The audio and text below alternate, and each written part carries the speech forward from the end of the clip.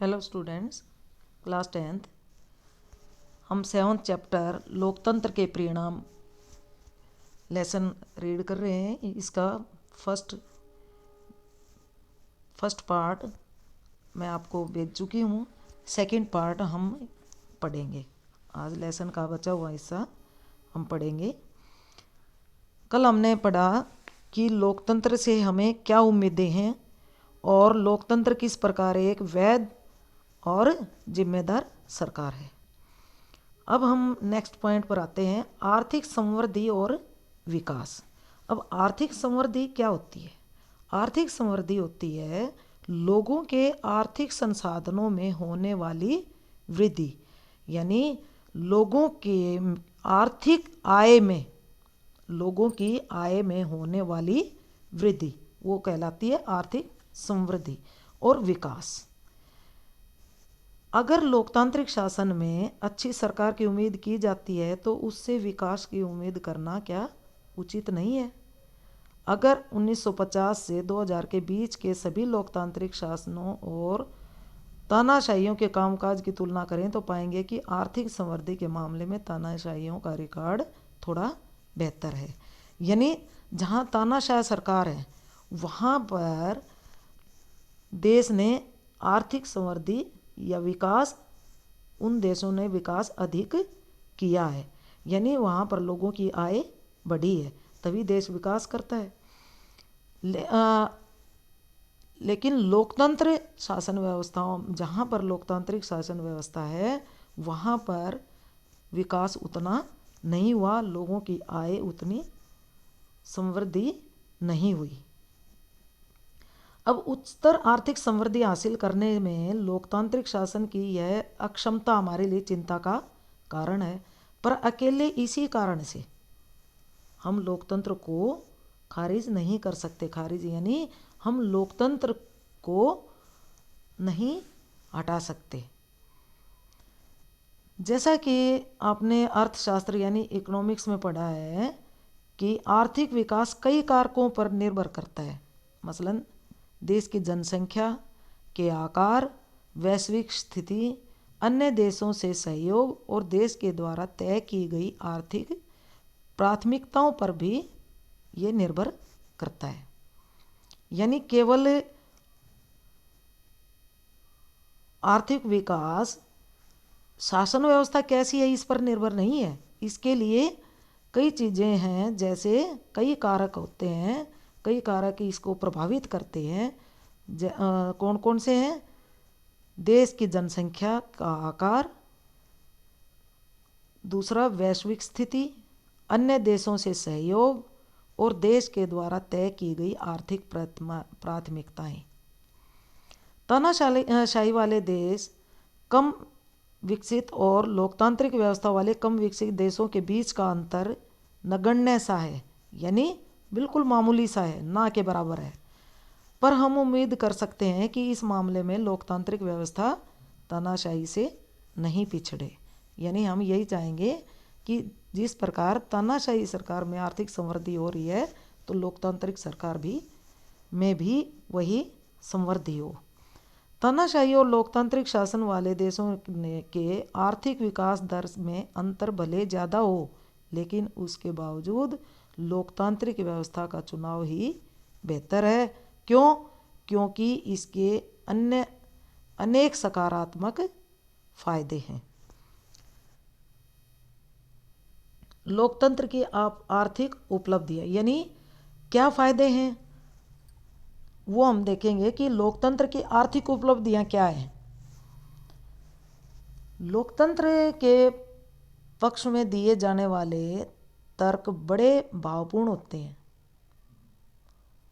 क्योंकि लोकतंत्र का रिश्ता हमारे गहरे मूल्यों से है। इन तर्कों के इर्द गिर्द होने वाली बहसों को साधारण तरीके से नहीं निपटाया जा सकता।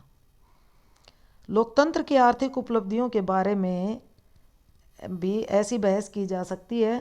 वर्षों से लोकतंत्र के अनेक अध्येताओं ने सावधानीपूर्वक ऐसे प्रमाण इकट्ठा किए हैं जो बताते हैं कि लोकतंत्र का आर्थिक विकास और आर्थिक असमानता से कैसा रिश्ता है।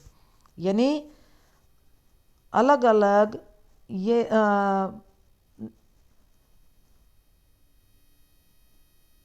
प्रमाण इकट्ठे किए हैं ना, अनेक ऐसे सबूत इकट्ठा किए हैं जिससे ये पता चलता है कि लोकतंत्र का आर्थिक विकास और आर्थिक असमानताओं से कैसा रिश्ता है। अब ये चार्ट देख लीजिए नीचे जो दिया गया है। इसके बाद असमानता और गरीबी में कमी। खैर आर्थिक समृद्धि की बात तो है ही, लेकिन लोकतांत्रिक व्यवस्थाओं से यह उम्मीद रखना कहीं ज़्यादा तर्कसंगत है कि वे आर्थिक असमानता को कम करेंगे। यानी जो अमीर और गरीब के बीच जो एक बहुत बड़ा फासला है, बहुत बड़ा अंतर है, उसको कम करें लोकतांत्रिक व्यवस्थाएं। यानी अमीर बहुत अमीर है और गरीब बहुत गरीब है, उनके बीच का जो फासला है उसको कम करें, लोकतंत्र से ऐसी उम्मीद की जाती है।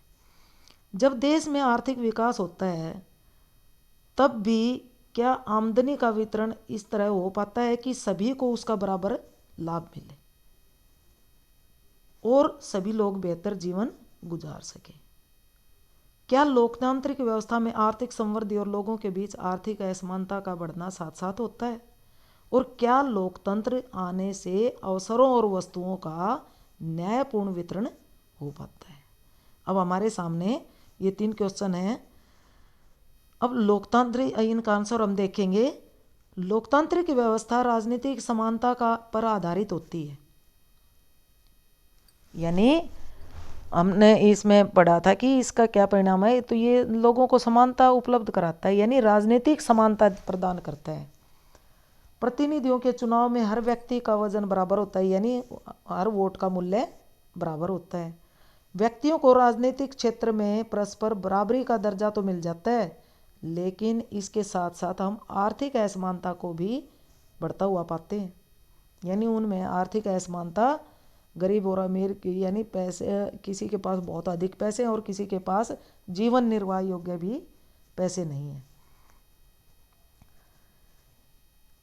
मुट्ठी भर धन कुबेर, यानी मुट्ठी भर जो बहुत कम लोग हैं, जो कुछ एक लोग, मुट्ठी भर यानी कुछ एक धन कुबेर, यानी जिनकी बहुत अधिक आय है और संपत्ति में अपने अनुपात से बहुत ज़्यादा हिस्सा पाते हैं। इतना ही नहीं, देश की कुल आय में इनका हिस्सा भी बढ़ता गया है, यानी अमीर और अधिक अमीर होता गया है। समाज के सबसे निचले हिस्से के लोगों को जीवन बसर के लिए काफ़ी कम साधन मिलते हैं, यानी गरीब व्यक्ति और गरीब होता गया क्योंकि उसको अवसर उतने प्राप्त नहीं हुए। उनकी आमदनी गिरती गई है। कई बार उन्हें भोजन, कपड़ा, मकान, जो हमारी मूलभूत सुविधाएं हैं, मूलभूत आवश्यकताएं हैं, जो हमारे जीवन यापन के लिए जो मूलभूत आवश्यकताएं होती हैं, वो भी पूरी नहीं हो पाती। रोटी, कपड़ा, मकान, शिक्षा और स्वास्थ्य। वास्तविक जीवन में लोकतांत्रिक व्यवस्थाएं आर्थिक असमानताओं को कम करने में ज़्यादा सफल नहीं हो पाई हैं और इसलिए अमीर और गरीब का अंतर बढ़ता गया है। इसके बाद है सामाजिक विविधताओं में सामंजस्य, यानी लोकतंत्र में जो अलग अलग सामाजिक विविधताएं हैं, लोकतंत्र उनमें कैसे सामंजस्य स्थापित करता है।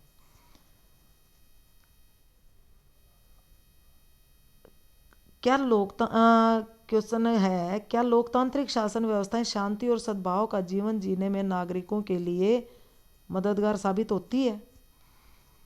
क्या लोकतांत्रिक व्यवस्था से यह उम्मीद करना उचित है कि वह सद्भावनापूर्ण सामाजिक जीवन उपलब्ध कराएगी? कोई भी समाज अपने विभिन्न समूहों के बीच के टकरावों को पूरी तरह और स्थायी रूप से खत्म नहीं कर सकता, पर हम इन अंतरों और विभेदों का आदर करना सीख सकते हैं और इसके बीच बातचीत से सामंजस्य बैठाने का तरीका विकसित कर सकते हैं। इस काम के लिए लोकतंत्र सबसे अच्छा है। अब हम देखते हैं कि हर देश में कुछ सामाजिक विविधताएं हैं, मतभेद हैं, तो ऐसे में वो विविधताएं दूर तो नहीं कर सकते, लेकिन उनमें सामंजस्य स्थापित किया जा सकता है। और लोकतांत्रिक व्यवस्थाएं आमतौर पर इनको संभालने का, इन टकरावों को टालने का तरीका उपलब्ध कराता है।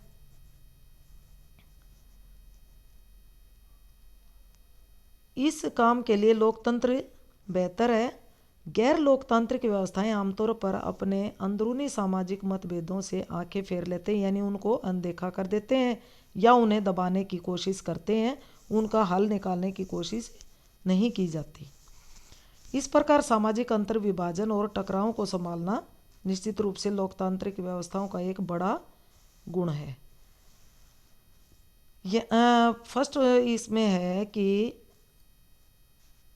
लोकतांत्रिक व्यवस्थाओं को स्वयं भी दो शर्तों को पूरा करना होता है, यानी इन मतभेदों को टालने के लिए लोकतंत्र किन दो शर्तों को पूरा करे ताकि मतभेद टल जाएं। पहला है कि यह गौर करना जरूरी है कि लोकतंत्र का सीधे सीधे अर्थ बहुमत की राय से शासन करना नहीं है, बहुमत को सदा ही अल्पमत का ध्यान रखना होता है। यानी बहुमत को अल्पमत का ध्यान रखना होता है, तभी सरकार जन सामान्य की इच्छा का प्रतिनिधित्व कर पाती है। और बहुमत और अल्पमत की राय कोई स्थायी चीज़ नहीं होती, यानी किसी निर्णय पर अल्पमत हो सकता है, लेकिन दूसरे निर्णय पर बहुमत हो सकता है। यह भी दूसरा पॉइंट है कि यह भी समझना जरूरी है कि बहुमत के शासन का अर्थ धर्म, नस्ल अथवा भाषाई आधार के बहुसंख्यक समूह का शासन नहीं होता। यानी उसमें किसी एक धर्म, नस्ल अथवा भाषाई आधार पर वो शासन नहीं होता।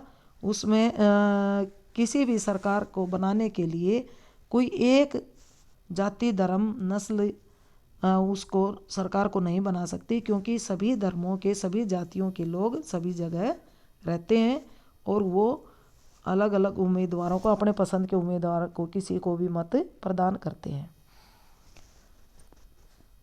बहुमत के शासन का मतलब होता है कि हर फैसले या चुनाव में अलग अलग लोग और समूह बहुमत का निर्माण कर सकते हैं या बहुमत में हो सकते हैं। लोकतंत्र तभी तक लोकतंत्र रहता है जब तक प्रत्येक नागरिक को किसी न किसी अवसर पर बहुमत का हिस्सा बनने का मौका मिलता है। अगर किसी को जन्म के आधार पर बहुसंख्यक समुदाय का हिस्सा बनने से रोका जाता है, तब लोकतांत्रिक शासन उस व्यक्ति या समूह के लिए समावेशी नहीं रह जाता।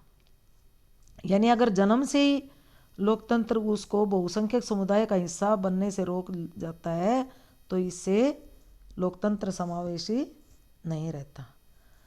अब नागरिकों की गरिमा और आज़ादी, हमने पढ़ा था कि लोकतंत्र नागरिकों की गरिमा बढ़ाता है। अब व्यक्ति की गरिमा और आज़ादी के मामले में लोकतांत्रिक व्यवस्था किसी भी अन्य शासन व्यवस्था से काफ़ी आगे है। प्रत्येक व्यक्ति अपने साथ के लोगों से सम्मान पाना चाहता है। अक्सर टकराव तभी पैदा होता है जब कुछ लोगों को लगता है कि उनके साथ समानता का व्यवहार नहीं किया जा रहा है या उनका सम्मान नहीं दिया जा रहा है। गरिमा और आज़ादी की चाह ही लोकतंत्र का आधार है। दुनिया भर की लोकतांत्रिक व्यवस्थाएं इस चीज़ को मानती हैं कि कम से कम सिद्धांत के तौर पर तो ज़रूर अलग अलग लोकतांत्रिक व्यवस्थाओं में इन बातों पर अलग अलग स्तर का आचरण होता है। यानी दुनिया भर की लोकतांत्रिक व्यवस्थाएं इस चीज़ को मानती हैं कि कम से कम सिद्धांत के तौर पर तो ज़रूर ही लोकतंत्र लोगों के सम्मान को बढ़ाता है। लोकतांत्रिक सरकारें सदा नागरिकों के अधिकारों का सम्मान नहीं करती। फिर भी जो समाज लंबे समय तक गुलामी में रहे हैं, उनके लिए यह एहसास करना आसान नहीं है कि सभी व्यक्ति बराबर हैं। यहाँ स्त्रियों की गरिमा का ही उदाहरण लीजिए। दुनिया के अधिकांश समाज पुरुष प्रधान समाज रहे हैं। महिलाओं के लंबे संघर्ष के बाद अब जाकर यह माना जाने लगा है कि महिलाओं के साथ भी गरिमा और समानता का व्यवहार किया जाना चाहिए, यानी महिलाओं को भी समाज में पुरुषों के बराबर सम्मान मिलना चाहिए।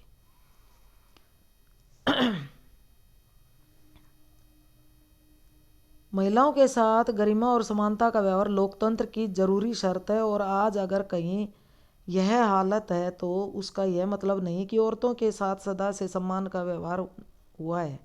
बहरहाल एक बार जब सिद्धांत रूप में इस बात को स्वीकार कर लिया गया है तो अब औरतों के लिए वैधानिक और नैतिक रूप से अपने प्रति गलत मान्यताओं और व्यवहारों के खिलाफ संघर्ष करना आसान हो गया है। अब जब समाज ने, सरकार ने ये कह दिया कि सभी महिलाएं समान हैं, तो अब महिलाओं को अपने प्रति जो अन्याय हो रहा है उसके खिलाफ आवाज़ उठाने में उनको आसानी हो गई है। भारत में लोकतांत्रिक व्यवस्था ने कमज़ोर और भेदभाव का शिकार हुई जातियों के लोगों के समान दर्जे और समान अवसर के दावे को बल दिया है। यानी भारत में जो जातिगत असमानताएं हैं और कमज़ोर वर्ग के साथ जो भेदभाव है उसको दूर करने का पूरा कोशिश की जा रही है और उस पर अधिक बल दिया गया है।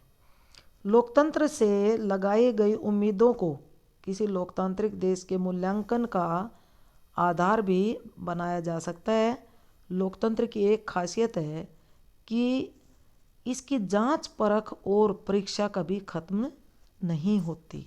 यानी लोकतंत्र के लिए जांच परख और परीक्षा कभी खत्म नहीं होती, लोकतंत्र की जांच परख होती रहती है। वह एक जांच पर खरा उतरता है तो अगली जांच आ जाती है। लोगों को जब लोकतंत्र में थोड़ा लाभ मिल जाता है तो वे और लाभ की मांग करते हैं और वे लोकतंत्र से और अच्छा काम चाहते हैं।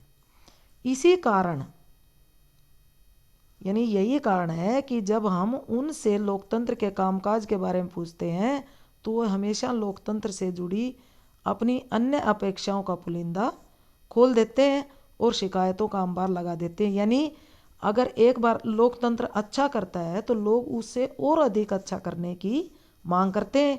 इसलिए जब उनसे पूछा जाता है तो वो अपनी और अपेक्षाएं रखते हैं कि लोकतंत्र को अच्छा काम किया, लेकिन लोकतंत्र को इसके लिए और अधिक अच्छा करना चाहिए लोगों के लिए। इससे पता चलता है कि लोग सचेत हो गए हैं और वे सत्ता में बैठे लोगों के कामकाज का आलोचनात्मक मूल्यांकन करने लगे हैं। लोकतंत्र के कामकाज में लोगों का असंतोष जताना लोकतंत्र की सफलता को तो बताता ही है, साथ में यह लोगों के प्रजा से नागरिक बनने की गवाही भी देता है। यानी तानाशाही में प्रजा होती है, लेकिन लोकतंत्र में प्रजा नहीं बल्कि एक नागरिक एक यानी देश का नागरिक होना और एक प्रजा कहलाना, यानी राजा के अधीन कार्य करना, और नागरिक यानी अपने अधिकारों के साथ व्यक्ति कार्य करता है, सरकार से और अधिक अच्छा काम करने की अपेक्षा रखता है और वह प्रजा की बजाय एक नागरिक होने का अधिकार प्राप्त करता है, नागरिक बनने की गवाही भी देता है। यानी वह एक प्रजा से नागरिक बन रहा है। आज अधिकांश लोग मानते हैं कि सरकार की चाल ढाल पर उनके वोट से असर पड़ता है और यह उनके अपने हितों को प्रभावित करता है। तो बच्चों, ये हमारा हो गया लेसन। इसके क्वेश्चन आंसर की पीडीएफ मैं आपके पास भेज रही हूँ, क्वेश्चन आंसर आप पढ़िए। इसके बाद हम सिविक्स में हमारे चैप्टर कंप्लीट हो गए और हम फिर से रिवीजन के लिए हम अलग अलग वीडियो में इनके क्वेश्चंस जो बनेंगे उन क्वेश्चन को मैं आपको समझाऊंगी, उनके बारे में हम डिस्कस करेंगे।